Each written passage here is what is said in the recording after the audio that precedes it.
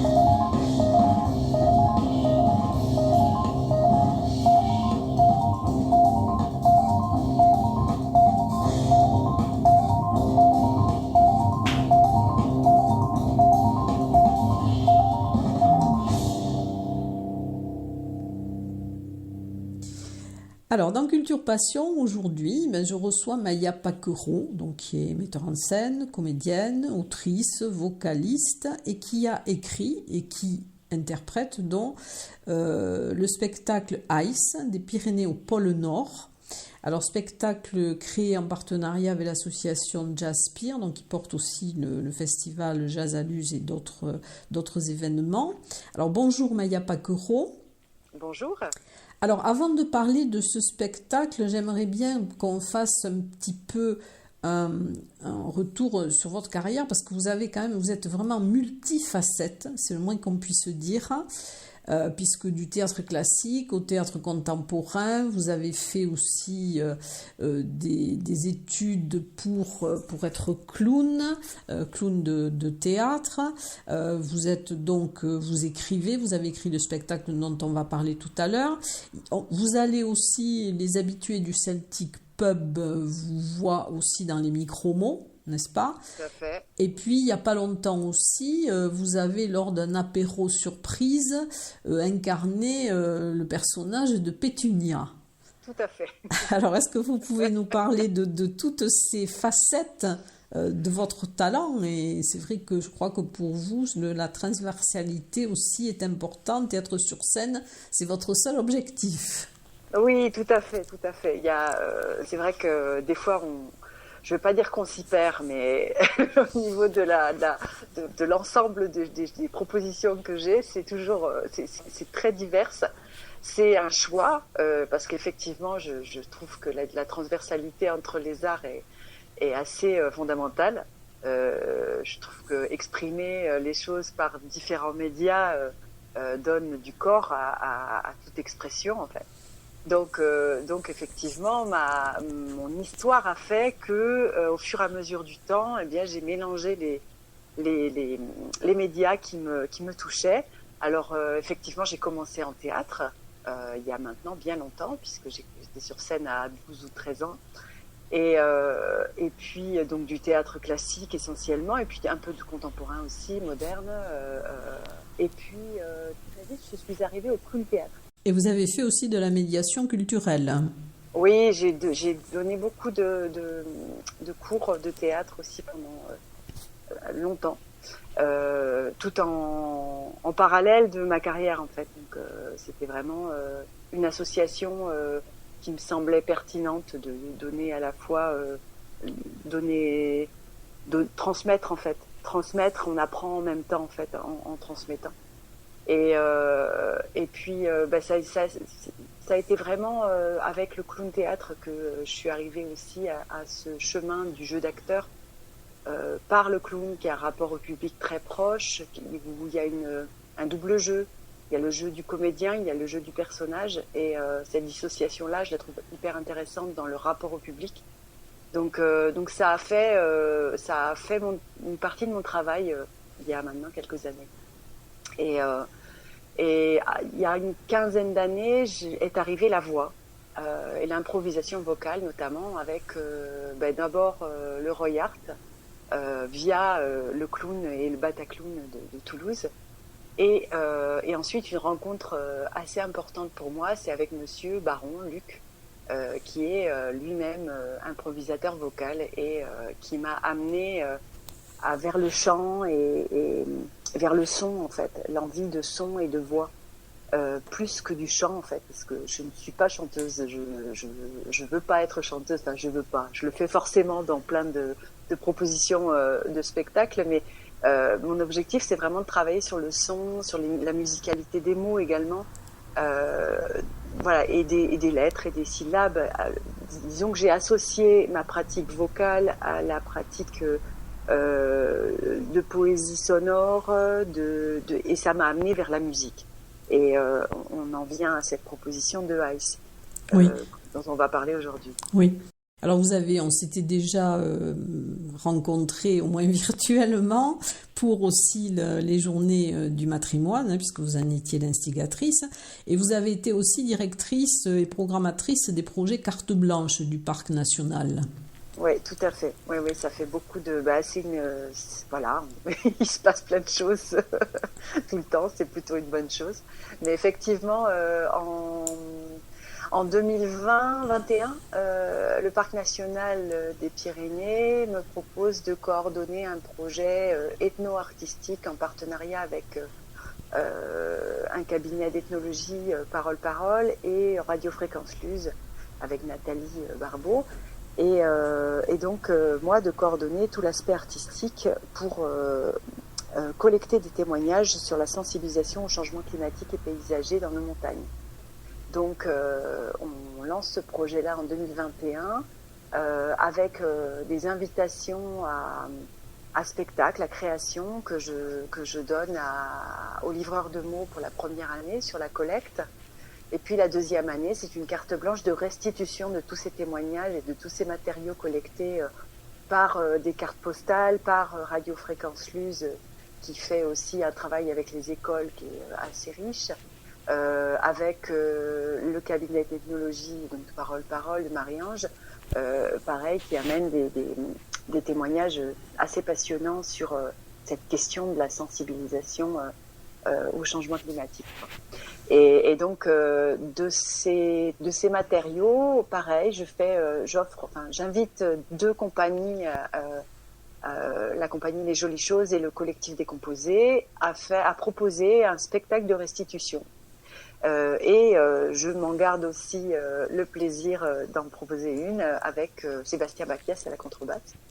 Donc Charivari, donc on a sur cette deuxième année de carte blanche 3 spectacles en proposition qui vont être programmés dans les 3 vallées, donc la vallée de Lucin-Sauveur, Barège, Gavarnie, on va à Cauterets, on va dans le Val d'Azun et on joue dans des petits lieux en extérieur sur tout un tas d'endroits pour toucher le plus de public possible en fait. Et ça, je pense que c'est un moteur dans mon travail aussi. C'est cette recherche des publics, puisque je fais ça depuis longtemps en fait. Aller jouer dans les campagnes, essayer d'aller proposer du théâtre et peut-être des formes un petit peu variées d'art vivant dans des endroits où il n'y a pas forcément de proposition, quoi. Donc j'ai fait ça pendant une dizaine d'années dans les Pyrénées-Atlantiques dans les années 2000. Et puis j'ai recommencé ça dans les Hautes-Pyrénées avec le projet Carte Blanche, mais encore aujourd'hui, les Journées du patrimoine qui se diffusent un petit peu partout dans le département. Et également une association dont je fais partie, qui s'appelle les Spectacles des Jardins de la Rosse et Alentours, qui a pour objectif de amener le spectacle local, entre guillemets, dans des maisons, chez l'habitant, dans des mairies, dans des petits villages, et de mettre en lien des artistes du territoire vers des habitants du territoire également. Oui, ce qui est important. Et alors donc dans ce nouveau spectacle, Ice, les Pyrénées au pôle Nord. Alors pourquoi avez-vous choisi ce thème-là? Bon, c'est sûr on parle beaucoup de réchauffement climatique en ce moment, mais quel a été le vecteur qui vous a poussé justement à lancer ce spectacle?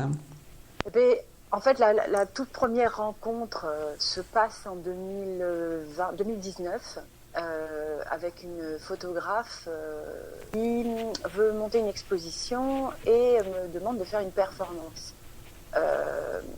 Là, moi, performance musicienne, je propose de monter un spectacle par rapport à ça, puisque je ressens le besoin d'avoir une équipe aussi sur le plateau pour parler du sujet de la glace. Donc cette photographe, elle, est vraiment orientée sur la Norvège. Moi, j'ai un rapport, une expérience qui va vers les Pyrénées, vers la haute montagne.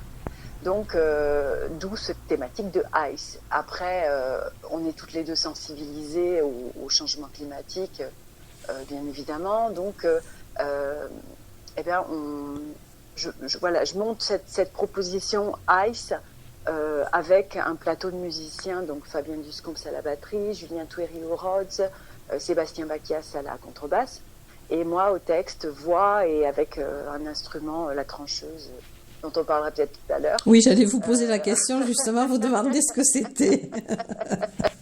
Et donc, je reviendrai dessus alors. Oui.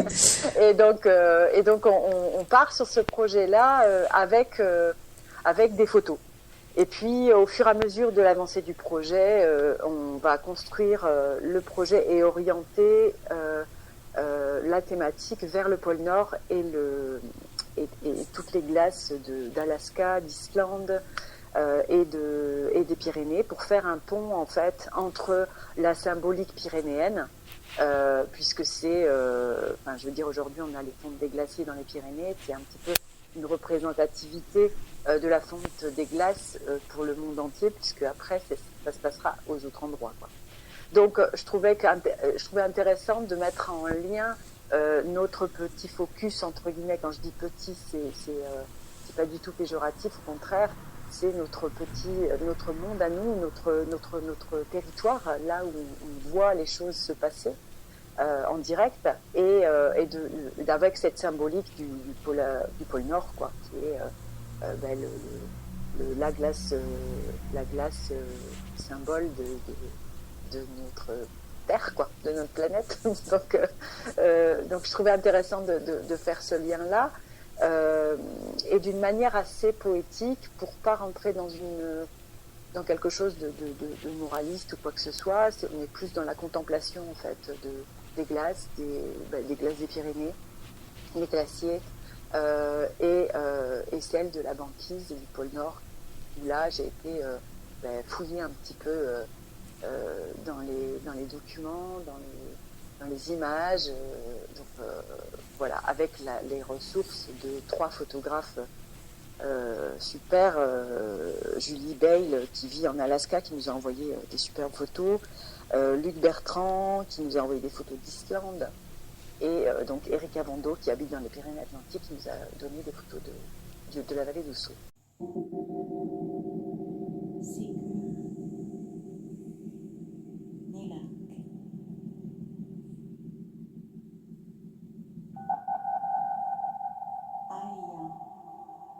Mausha, Pisitu,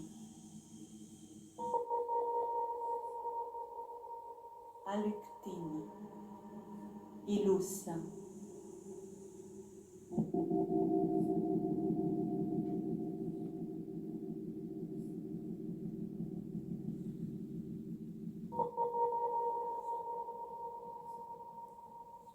Kinirta.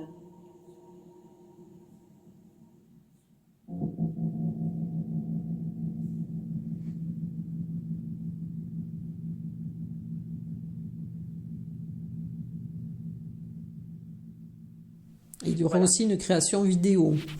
Et donc, de cette proposition, de ces ressources photographiques, tout est confié à Paul Émeric Bertrand, qui va faire tout un travail photographique, vidéo, va travailler toutes les matières pour faire effectivement une proposition vidéo pendant le spectacle. Et alors dans les textes, puisque vous avez écrit les textes, vous avez aussi emprunté une légende inuite, c'est sur la légende de Sedna, donc qui était, je crois, c'est la déesse légendaire du peuple inuit, qui a été aussi, je crois qu'on l'appelle aussi la mère des profondeurs. Tout à fait, c'est la déesse qui commande aux éléments marins et aux animaux et à la mer en général. Et je trouvais que en fait, ce qui est très intéressant avec tous les peuples amérindiens, c'est leur rapport à la nature, leur rapport au vivant, qui est assez fondamental dans leur culture et dont on pourrait peut-être s'inspirer parce que il me semble qu'il serait temps d'envisager les choses sous ce regard-là, en regardant les animaux, la mer, les plantes, les arbres, vraiment comme éléments importants du monde, quoi, qui font partie d'un ensemble et dont nous faisons partie également. Oui, c'est la totalité de l'univers, mais bon, on oublie parfois qu'on en fait partie intégrante. Exactement. Donc voilà, c'est vrai que cette légende de Sedna, elle est représentative et symbolique de cet animisme des peuples, du peuple inuit notamment, mais également des autres peuples amérindiens. Et alors dans les autres textes, qu'est-ce que vous avez, ce sont vraiment des textes que vous avez écrits ou vous avez emprunté aussi Oh oui, il y a beaucoup d'emprunts, il y a du documentaire où là j'ai été piochée sur des livres qui m'appartiennent, hein, des documentaires animaliers, un livre sur les glaciers, où là j'ai pioché un petit peu, comment dire, des savoirs techniques que j'ai associés à une parole poétique en fait. Donc voilà, moi je connais de mon expérience la glace, les glaciers sur le Vignemale, sur le Balaitus ou l'Aneto, mais après je suis pas une scientifique, donc j'ai été piocher vachement d'infos par-ci par-là sur internet ou dans des bouquins. Et alors au niveau musique, dont les auditeurs vont entendre des extraits musicaux du spectacle, hein, donc oui. Des noms comme Houle, Neige, Nord. Et alors vous utilisez un instrument, donc alors moi ça m'a beaucoup intriguée, la trancheuse. Alors qu'est-ce que c'est que la trancheuse ? Alors la trancheuse c'est une œuvre d'art au départ c'en est toujours une d'ailleurs, qui a été réalisée par Olivier Petitot. Qui est un ami et qui m'a montré il y a quelques années maintenant toute une série d'œuvres sonores qu'il avait créées sur le son continu. Donc il avait plein d'objets complètement fous qui faisaient des sons qui ne s'arrêtaient jamais. Et je vois cette trancheuse, donc c'est une trancheuse à jambon qui a été transformée en guitare avec un manche donc et une seule corde qui allait frotter sur la roue qu'il y a de la trancheuse. Et donc c'était une corde très très fine qui vibrait et qu'on pouvait faire vibrer en continu. Donc j'ai discuté avec lui, j'ai trouvé l'objet extraordinaire, puis je me suis dit il y a bien des choses à faire avec ça. Donc je lui ai acheté et je l'ai emmené chez un luthier pour qu'il mette un micro et éventuellement on réfléchisse à la corde, à la changer pour voir ce qui était possible. Et donc là maintenant, on n'est plus du tout sur le son continu comme à l'origine. Donc j'ai un peu détourné l'objet et Olivier est au courant, tout va bien. Et en fait, ça c'est devenu une espèce de guitare à une corde, un peu comme une vielle, puisqu'on tire la corde pour changer la note. Alors au niveau de la justesse, c'est toujours assez aléatoire, mais on arrive quand même à l'accorder avec Sébastien Mathias et sa contrebasse. On arrive à partir d'une même note au départ. Et après, moi, je fais de l'archet et un petit peu d'autres objets que je peux mettre sur la corde qui la font vibrer, sachant qu'elle est raccordée à des pédales d'effet, donc du noise, ça fait des bruits un peu industriels, alors indus ou pas d'ailleurs, parce que là sur Sedna, je l'utilise comme c'est pour les bruits d'océan, puisque c'est vraiment, on arrive à trouver des sons assez étonnants qui peuvent faire penser aux profondeurs de l'océan. Et alors au niveau de la musique, elle a été qui a composé la musique du spectacle, hein ? Alors la plupart du temps c'est des compositions collectives. Donc on est parti vraiment sur des thématiques que moi j'apportais avec le texte, en fait, avec des bouts de texte. Au début, c'était vraiment des toutes petites choses. Et de ça, on improvisait les morceaux et puis on les a construits au fur et à mesure. Il y a deux ou trois compositions de Julien Touéry, donc lui qui amène des thèmes et qui sont écrits, hein, donc ça c'est des choses qui lui appartiennent. Et après, il y a aussi un morceau de Sébastien Bacchias. Et sinon, le reste, c'est tout en collectif sur une base d'improvisation, texte et musique, qui s'est faite, qui a commencé, on va dire, en 2020, puisqu'on avait fait un tout premier jet pour l'exposition Merveilleux Vivant à l'Escaladieu, le dévernissage. C'était en octobre, je crois, de 2020. D'accord, donc voilà. C'est une musique qui peut-être, enfin, elle n'est pas identique pendant tous les spectacles, toutes les représentations. Ça peut bouger. Il y a une part d'improvisation, non? Il y a une part d'improvisation, oui, puisque en plus on a des morceaux qui sont, par exemple, on travaille sur le chant de gorge inuit. Donc là, c'est vraiment la base d'une improvisation voix, rythme et souffle.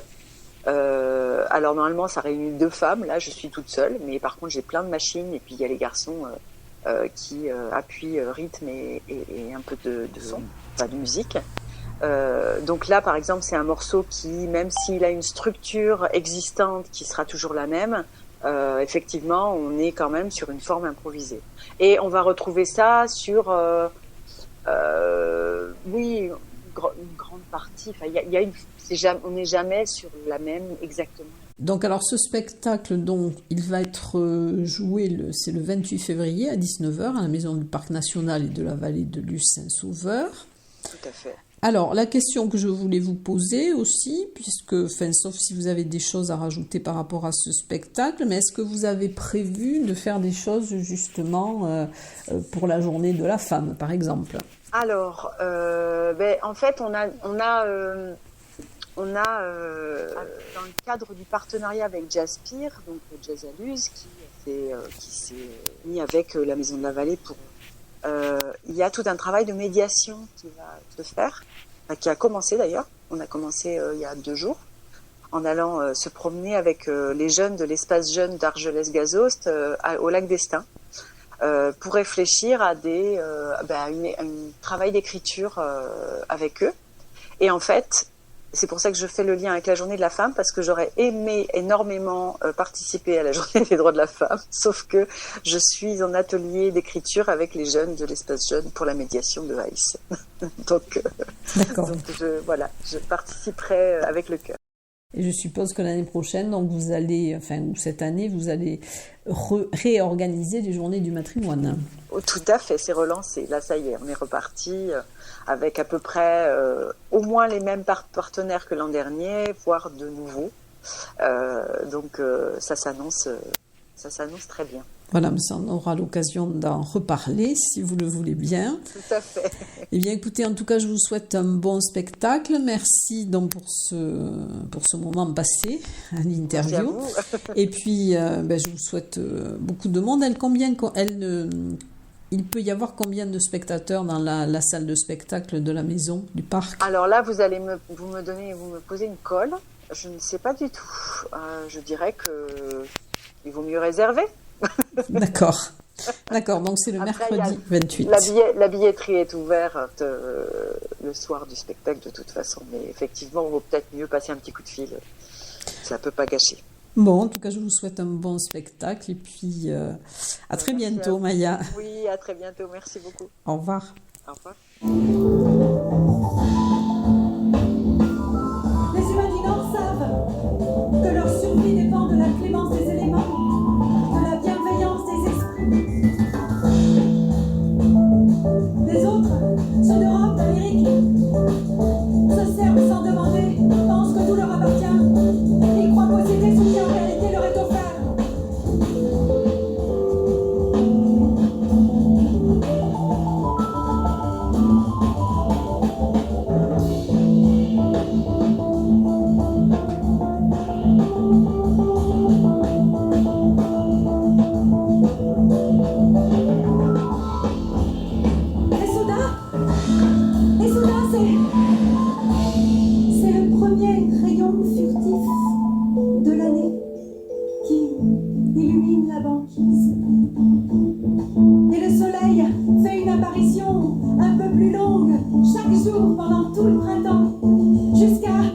s'élever haut dans le ciel et devenir le soleil de minuit.